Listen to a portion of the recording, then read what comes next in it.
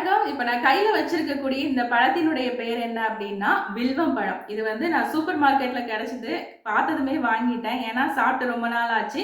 இந்த பழம் வந்து பாத்தீங்கன்னா வயிறு சம்பந்தமா இருக்கக்கூடிய எல்லா பிரச்சனைகளுக்கும் ஒரு சிறந்த மருந்து. இதுல நிறைய விட்டமின் சியும் இருக்கு, ஆன்டி ஆக்சிடென்ட் இருக்கு. பொதுவா குழந்தைங்களுக்கு வந்து எனக்கு பூச்சி மருந்து கொடுக்கறதுக்கு பயமா இருக்கு அப்படின்னு சொல்லி நிறைய பேரண்ட்ஸ் வந்து நினைப்பீங்க.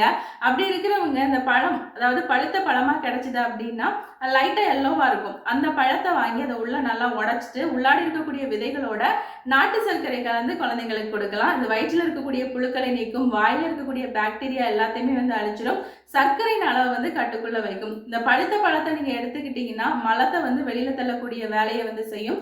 அடுத்து வந்து இதை வந்து நீங்க ஜூஸா எடுக்கலாம். உள்ளாடி இருக்கக்கூடிய விதைகளோட கொஞ்சம் தண்ணி சேர்த்து மிக்ஸ் பண்ணினீங்கன்னா அதுக்கப்புறம் அதை வடிகட்டி அது கூட கொஞ்சம் லெமனும் நாட்டு சர்க்கரையும் சேர்த்து எடுத்துக்கொள்ளலாம். இது வந்து வாய் வறட்சி இது எல்லாத்தையுமே வந்து நல்லா குறைக்கும், உடல் சூடையும் வந்து குறைக்கும். பொதுவாக அந்த கொலைட்டிஸ், ஐபிஎஸ் இருக்கிறவங்க, அதாவது இரிட்டபிள் பவல் சிண்ட்ரோம் இருக்கிறவங்க இந்த பழத்தை வந்து அடிக்கடி சாப்பிட்டுட்டு வாங்க. குடல் சம்பந்தமா இருக்கக்கூடிய எல்லா பிரச்சனைகளையும் நீக்கக்கூடிய ஒரு வேலையை வந்து செய்யும். ஃபீவருக்கு பின்னாடி வந்து வரக்கூடிய இந்த டயர்ட்னஸையும் வந்து மாற்றும். தேங்க்யூ.